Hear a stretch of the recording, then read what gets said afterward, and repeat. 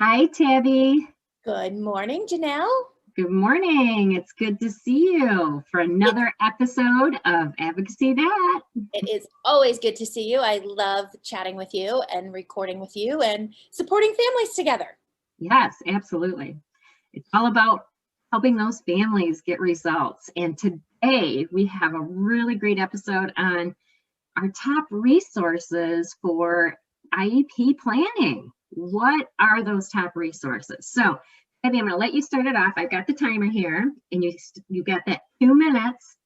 And I know there's a lot of resources out there, but there's definitely some that make the top of the list that we think parents should have available. So I'm going to start the timer, and you can name your top 3, maybe 4. No pressure. 2 minutes. All right, and go. Okay, so there are so many resources. I literally have like a binder like this. So to pick the top few was really hard.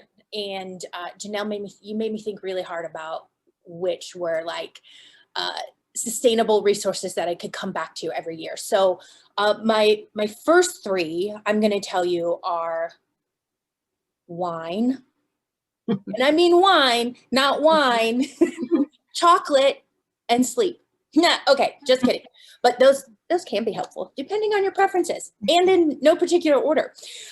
Okay, but seriously, something that I think families, a tool and a resource to know every IEP meeting that you're going to, whether it's an annual review, whether it's an amendment, whether it's number 3 in a series of 7 it's IDEA's special considerations for deaf and hard of hearing students. And so this special considerations is one of my favorite parts of IDEA because I feel like I can tie any need a student has back to special considerations. There's 6: language and communication, opportunities for direct instruction, opportunities for direct communication with peers, academic levels, full range of needs, and assistive technology and devices. By the way, I did that almost from memory, just so you know. That's impressive. Testing myself. I test myself every time. You had 25 seconds to name Okay, and then I'm going to say the Astra Advocacy book. Everything you want to know about the deaf and hard of hearing IEPs is right there. Also on Hands and Voices website is the pop-up IEP.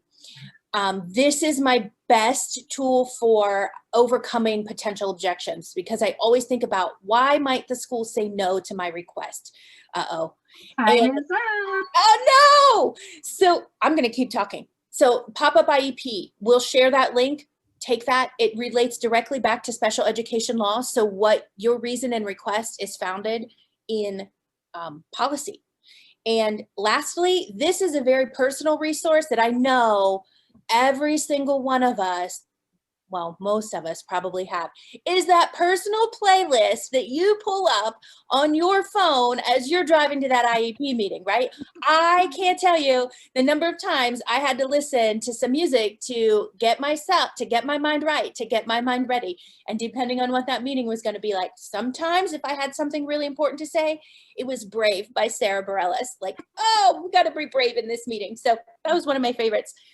Okay, that's it. And I talked to you. Those are awesome. And I have a good, We Are the Champions is great. Go in there, pump you up. Yes, I love that. I love them all. Thank you, Tabby. There are a lot of great resources there. They're going to be listed in our backslide, so you can look them up or you can contact us.